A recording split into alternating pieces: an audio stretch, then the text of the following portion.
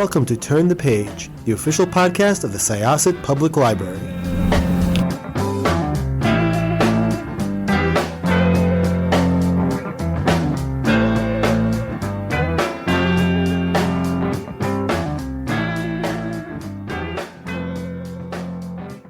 Welcome to Syosset Library's Turn the Page podcast. I am Jessikah. I will be one of your hosts today, and I am here with my illustrious co-worker.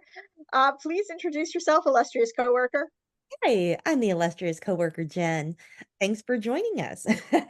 And we have two really awesome guests today who are known as Mr. and Mischief and have a million amazing projects going on. And I'm just going to invite you two to introduce yourselves and tell us about your current project as well as some of your past. Oh my goodness, here we go. Hold on to your hats as we attempt to explain ourselves. Jeff? Hi, I'm Jeff Crocker. I'm Andy Crocker. And yeah, we are known as Mr. and Mischief. We're married. It's true. And we also are a team of creatives that make fun-forward experiences that we like to say turn strangers into pals. Projects include... Yeah, we've done a handful of projects over the last couple of years. They all exist in the sort of experiential entertainment kind of world, immersive theater. We're probably most well known for Escape From Godot, which was a take on Samuel Beckett's Waiting for Godot as an escape room. Well, we can't say, I mean, it was an homage to a very important existential play that may have references to Samuel Beckett. Please, Samuel Beckett, estate, don't sue us. And we following that up in 2020, we had a project called Objectivity, which was a pretend decluttering seminar that actually ended up helping people and then turns into a surprise musical at the end, as well as 40 Watts from Nowhere came after that, which is based on a true story that was Sue Carpenter wrote a book about her experience running a pirate radio station out of her closet in the 90s here in Los Angeles. And we recreated her apartment and invited people in to run the radio station while they learned about the story of KBLT Silver Lake. And then most recently, we just wrapped up a production called The Apple Avenue Detective Agency, which was an autobiographical piece about my own 11-year-old childhood detective agency growing up, where we invited guests to come in and investigate with a group of performers playing 11-year-olds. So, you know, wow. Your normal, boring jobs. Wow. Yeah, those projects all sound so interesting, and I love the immersive aspect. Could you tell us a little bit about what drove you to making these immersive experiences, rather than just sort of the kind of traditional unidirectional sort of entertainment where there is a performer and a viewer, and those roles are very separate. Like, what kind of made you want to mix those roles up? First of all, unidirectional storytelling is such a great term, and I want to use it all the time because I love it. So consider it stolen. Yeah. Sorry. You're with attribution. We're libraries. We borrow. Come on. Yes, exactly. We exchange information. We exchange phrases. There we go. What drove us in this non-unidirectional direction, Jeff? Yeah, I think we've always, for the longest time, been, though we've been making a lot of like narrative work, it has always involved a lot of audience interaction in some ways, like whether it's we used to be involved in a TV film festival here in LA called Channel 101 that was very much about the audience voting on what we were showing, and so you knew it was going to be a live experience regardless. Andy's been doing improvisation forever, which requires the audience to be involved. Yeah, in some ways it was like a ratcheting up of our special skills and interests. So like we both come from a background of, Jeff, film and TV theater, improv, like we're all, and I think this felt like a very natural turning up the volume on the things we loved about it and kind of turning down the volume on the things that were making us a little less satisfied. And we always joke, like, because we're married, we've been collaborating like since we met, like, relationship, house, wedding, child, and then when Jeff and a friend of ours were joking about a existentialist escape room, I was like, oh, we have to do that. And that was our first sort of artistic collaboration. And so it kind of came out of this desire to nurture the things we loved about storytelling, as well as we wanted to make this weird thing. So could you talk a little bit maybe about like what that collaboration looks like on a day-to-day basis? Like, do you delegate? Do you work on tasks together? What is your communication like? Yeah, how do these things come to be? That's a great question. While there can be maybe challenges. How dare you? Everything's perfect. We always agree. It's great. Everything's great. No notes. No notes. Yeah, while there can be challenges working with your partner, your life partner, I think one of the benefits is that we can talk about things like first thing in the morning when the coffee hits, or that spark that comes right before you're going to bed kind of thing. But other than that, yeah, we do have a fairly clear split of all our sort of like main disciplines.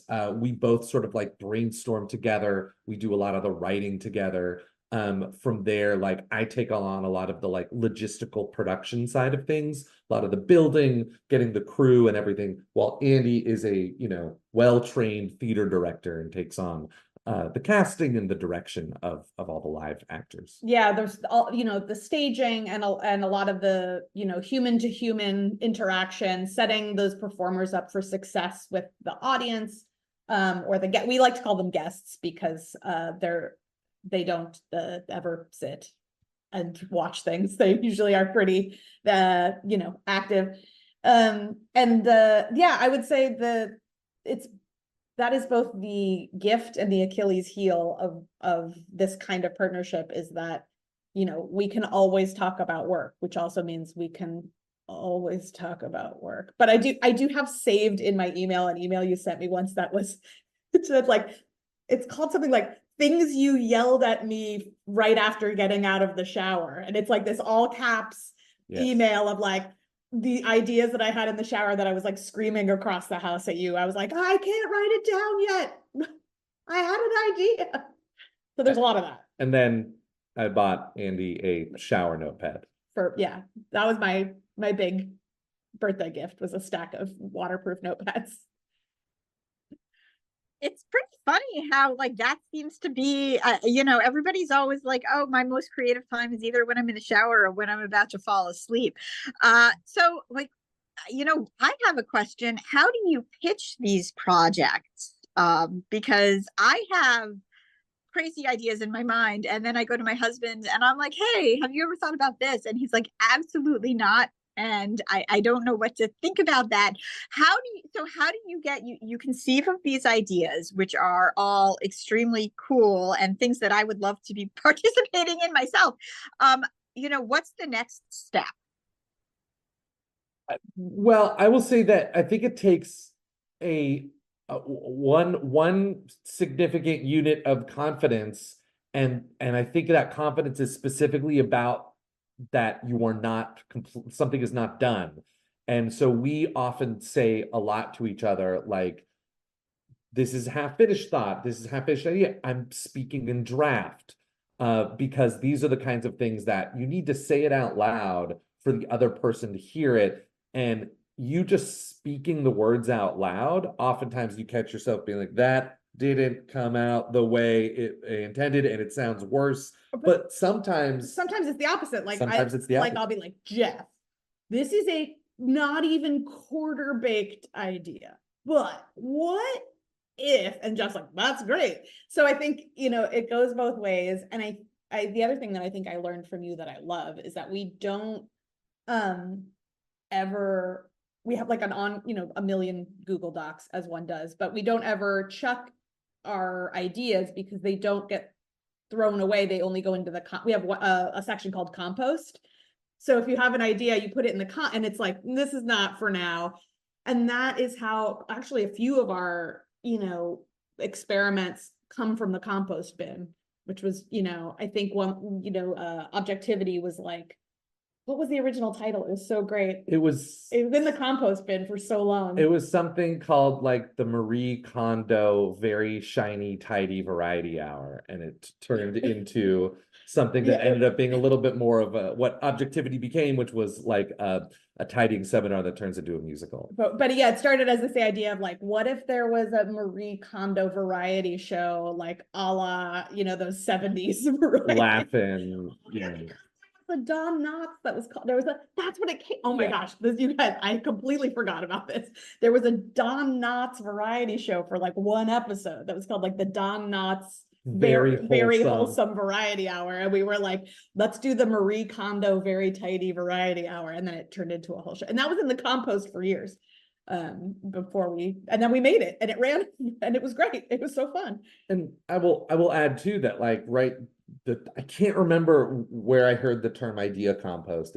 I did not invent it, but I do. You borrowed it from someone, you never returned it because you don't know who did. I borrowed it from someone, but I do think it's really accurate because it's about sort of like, yes, this thing may break down, but then you're going to use it to fertilize something else. I think it's really meaningful. I have a question about the casting side, because I'm really interested in you know, talking about all these experiences and the very organic creative processes that go in them. When you are then doing your casting work, do you look for things that you know, maybe your average traditional theater actor doesn't possess? Like for the interactive element, are you testing for different skills or for different dynamics? Like how does auditioning for something like this work?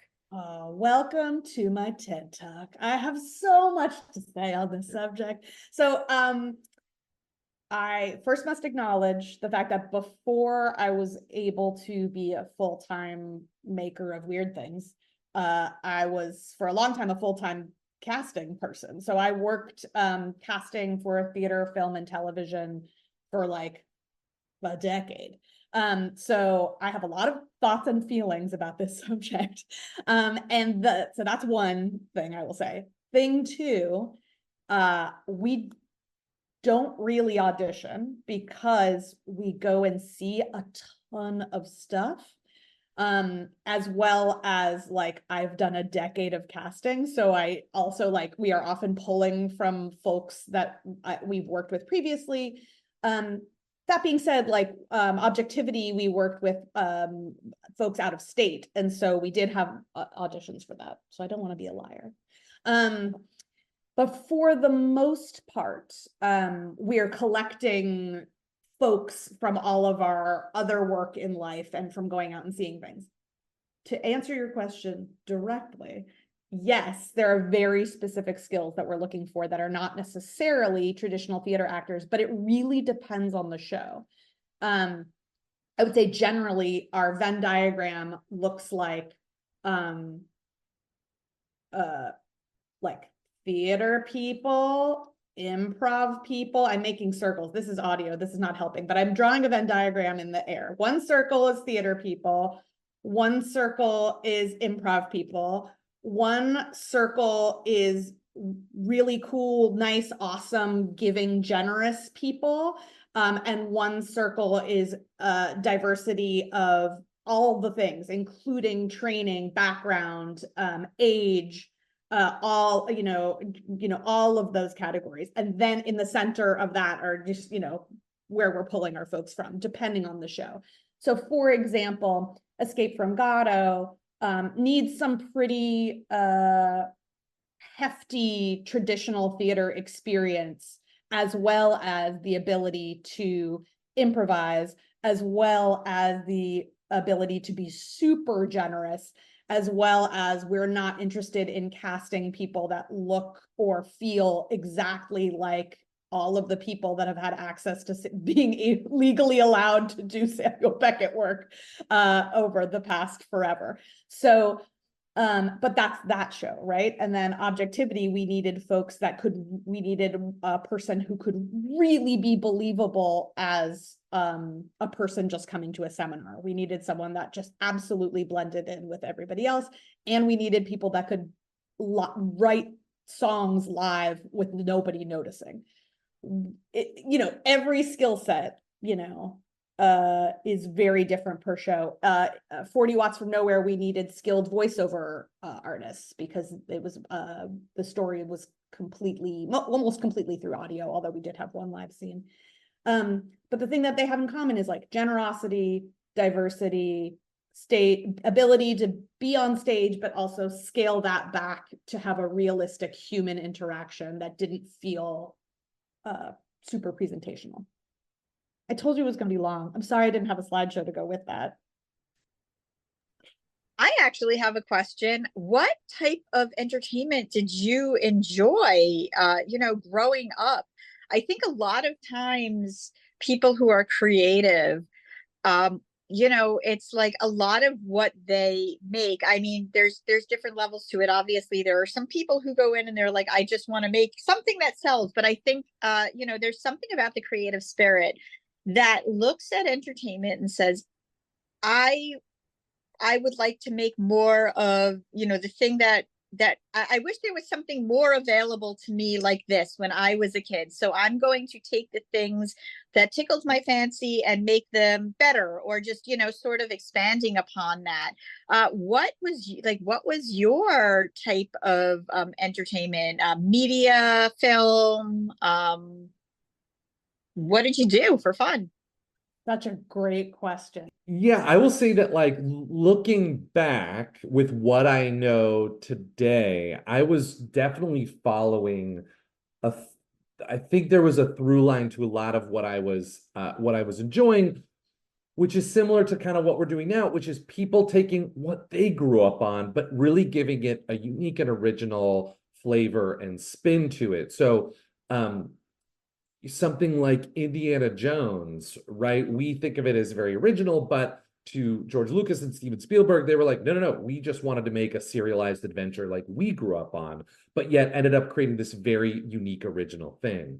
Though I found it a little later, like Hitchhiker's Guide to the Galaxy was very much like Douglas Adams, delivering something that was both, science fiction, also humor, about the human experience, but really like, aren't we all aliens living in an insane universe? And who are all these people that we meet, and what does the bureaucracy of the galaxy look like as well, right? It's his own, like, there is humor in all of that, even with the sort of weighty stakes that start Hitchhiker's Guide to the Galaxy. I also look at things, a lot of the video games that I grew up playing was, again, I think people trying to evoke something that they loved that maybe was familiar to a lot of people, but doing it in the only way that they knew how to do it.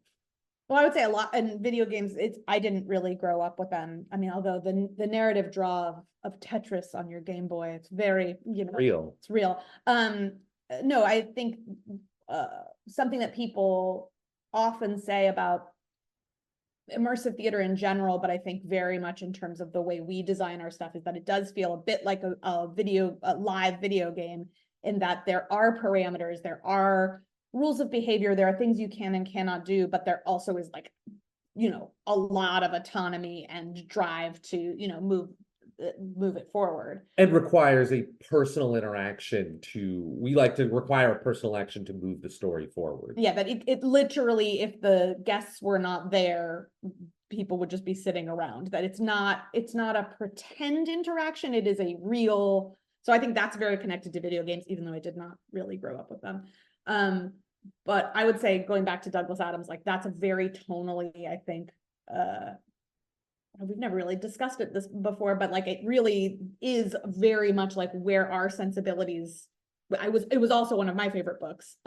So I feel like, without really knowing it, that is a little bit of that playfulness. We take our play seriously and our serious things playfully. Did that make any sense? Yeah. And then The Adventures of Pete. And then I was going to say The Adventures of Pete and Pete is like a huge influential piece of my soul.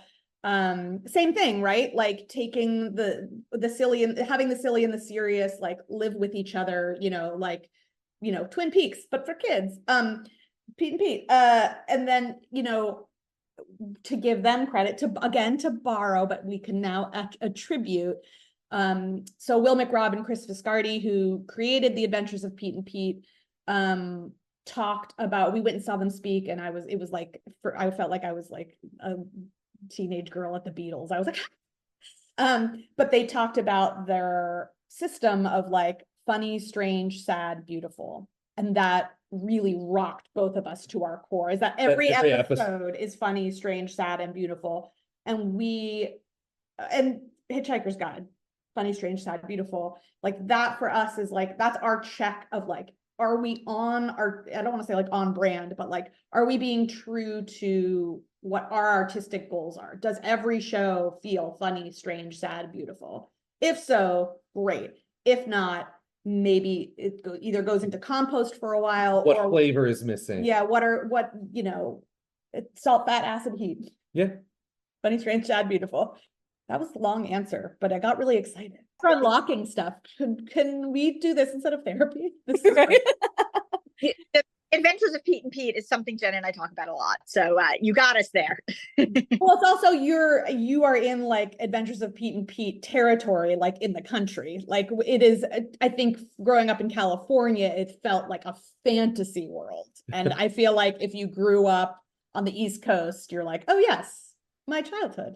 It does have, in the summer episodes, have that very like before fall feel. That feeling of, whimsy right as fall is about to fall. So I totally get what you're saying. Whereas like in LA, it's still like 80 billion degrees on Halloween, and like always Rosh Hashanah and Yom Kippur, it's like 4 quadrillion degrees. What is that? It's just wrong, I tell you. So I'm going to appreciate seasons now from what you're saying. So thank you. Yeah. I have a question that sort of draws on what you were just saying about your artistic goals. And I'm really obsessed with that formulation of funny, strange, sad, beautiful now. So thank you for sharing that. In terms of what you want your guests to get out of these experiences, do you have aims beyond entertainment? Because when I was reading about 40 Watt, which sounded so interesting, and I was like, gosh, I wish I could experience this. That is a show that really asks you to not just have fun, but to empathize with somebody who's in like a really interesting sort of maybe even kind of dangerous spot, like in terms of their livelihood and everything. So can you talk about and I'm sure it shifts from show to show, but like, what do you want your guests to get out of things besides the entertainment factor? Well, I'm going to let Jeff answer this in a second, but I want to compliment you, Jeff, on something that happens in our collaboration is whenever we start, did you just say finally? Yes. You're the worst. No, is that when we know like, okay, we're going to work on this project, one of the first thing Jeff always reminds us to do is like reversal rehearsal. We're like, what's the end? We almost always start with like, what do we want people to feel when they're walking away? It's not necessarily about what is the final moment, what is the final scene, what is the finale. That's important too. But even after that, what do we want people to feel when they're walking away, when they're outside on the sidewalk? And that is the emotional goal, and we sort of build back. That's the thing that I think changes show to show. Yeah, it does change. Process-wise, we usually, once we know the concept, we start with that. Okay, and then I'm gonna sorry. It changes for every show. because we talk on the other side of it too, that there's a promise that we're trying to keep for every show. So again, to use the example of 40 Watts from Nowhere, you know, when you're making an interactive piece of theater, you can't say, hey, we're gonna have this pirate radio station and you're going to sit in a pirate radio station and you're going to hear a story about a pirate radio station, but you're not allowed to play any music.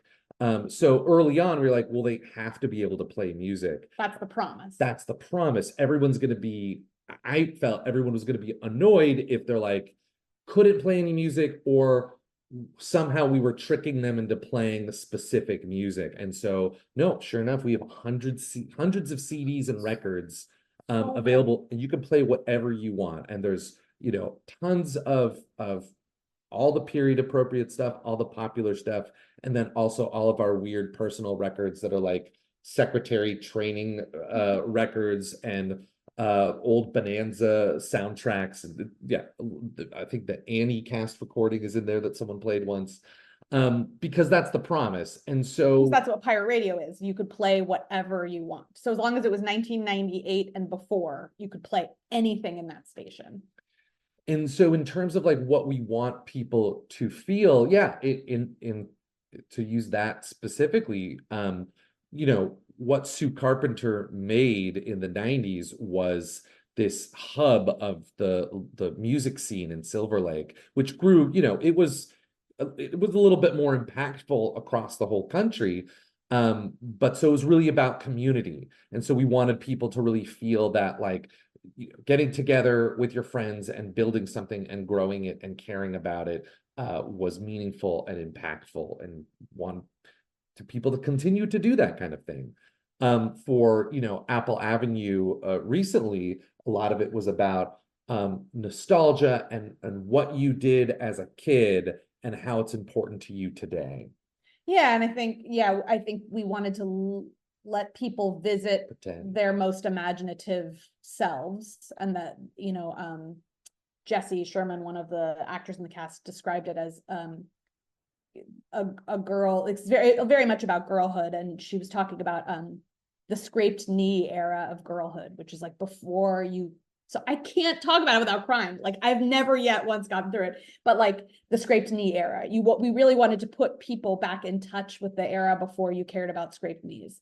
And so there's, again, funny, strange, sad, beautiful. There's a melancholy to both of those, right? To the ending of, you know, it's building this community, tending to this community, and losing this community in 40 Watts. In Apple Avenue, it's revisiting your scraped knee era and coming back out as an adult, and that melancholy of that. But there's also, you know, you can take that with you. You take that, the appreciation of those organic communities with you.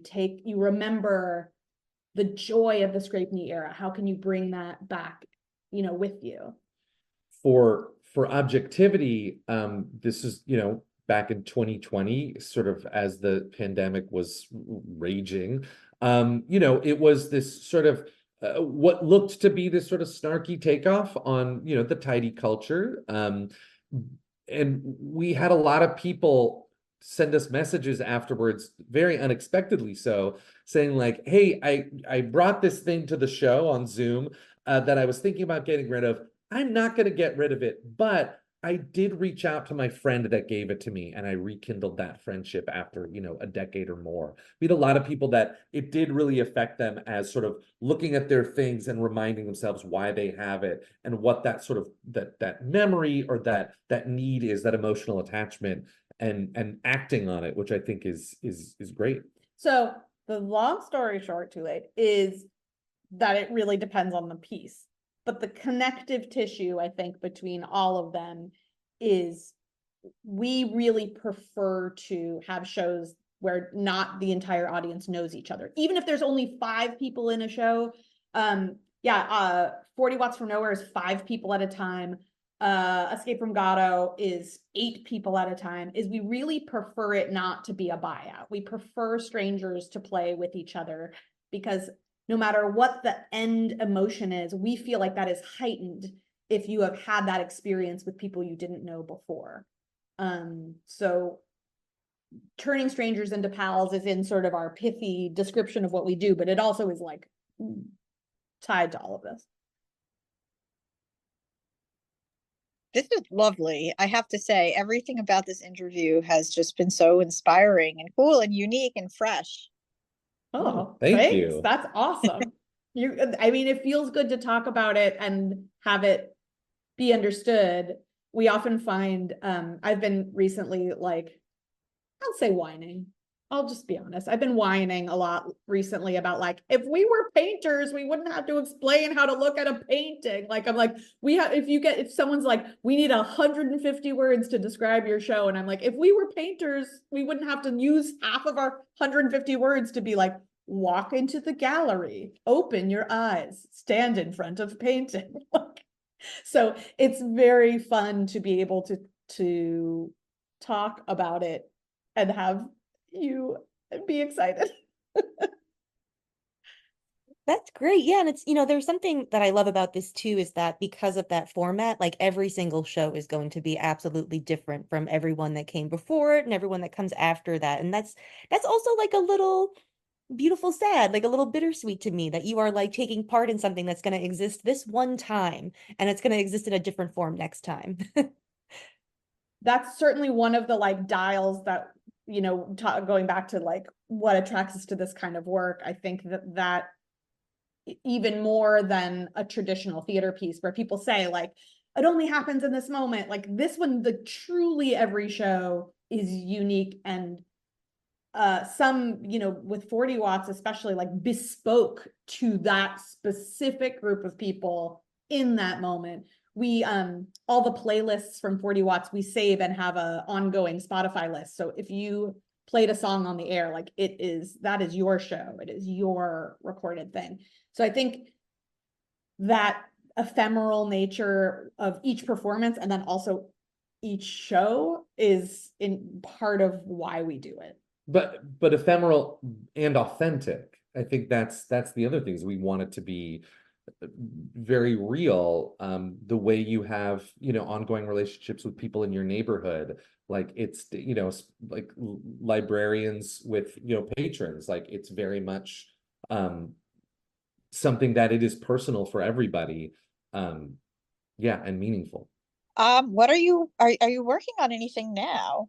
And yeah, are you allowed to say? Yes, there is one other thing we want to talk about. There's two things. Well, I was gonna talk about the library. Yeah. Oh yeah. So I'm currently a creator in residence for Los Angeles Public Library. So that with the Library Foundation of Los Angeles is they have two creators in residence every year to create a project that is for the Los Angeles Public Library system. So I am currently, right after this interview, in fact, walking down the street to our local branch to do some play testing of this exact project. So it'll be a constellation of interactive stories that go throughout there's 6 regions, so it's gonna plus central. So stories that will take place all over the city. These will not be performance-based. They're gonna be little sort of solo, I like to call them self-guided. I like to call them imagination assistants. So it's a little bit of self-guided storytelling, recontextualizing the library and having people visit branches that are not their typical geographical branch. Or my dream is having people make sure they're going to parts of the library they don't typically visit, because as a parent, watching our child learn to read and have her suddenly like turn her head and see the rest of the library that she suddenly has access to was like one of the most profound moments I've had as a parent artist. So this project is very much based on trying to give that feeling to adults. Kids do not need any help with playing pretend. They don't need us. Like love a family friendly, child friendly, all ages experience. Kids do not need the same kind of heavy lifting. They need some, but it's not the same. So yeah, so it'll be a series of imagination assistants across LAPL. So that's coming up in June. June, yeah. How many are there? There are 6 chapters and 1 in 7, 8. There's 8. There's 8 stories that can be discovered throughout the system. It's a very exciting, and they're all very different in flavor, but I think very much still in this funny, strange, sad, beautiful quadrants, but different genres, each one. And then in August, we are remounting Escape from Godot here in Los Angeles. And so I believe, yeah, if you go to mrandmischief.fun, there will likely be a link to tickets if you're in Los Angeles. Come out. It is a wonderful, weird thing. It's very unique. And if you're like, I can't make it to Los Angeles, but I am extremely wealthy, you should reach out to us and produce us other places in the country, because we love bringing our shows other places. We took 40 Watts to Denver and Mr. Mischief to Denver for the Denver Film Festival a few years ago. So if you're like, wow, I have money and I would like to give it to Mr. and Mischief, they seem delighttul, we would love to do that. All right, good to know. So we will, you know, for all the angel investors in our audience, we're going to drop your Venmo in the show notes, and yeah, just get on that. So Or I guess if you're rich, you could buy a plane ticket to come to Los Angeles. There's a lot of flaws in this pitch. I have some notes for myself. I mean, I personally would love to see one of your shows around here. So, you know, even in New York City, something like that. Yeah. Listen, don't have to ask us twice. oh, thank you so much for joining us. This has been really lovely, and you know, it's been such an exciting thing to learn about your work and what you're doing and how unique it is. So thank you.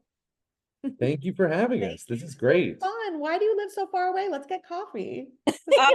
I wish that would be so nice. Well, there should be like a librarian exchange program where, you know, maybe like the LA librarians, like, you know, they come here and we go there. I don't know. Just saying.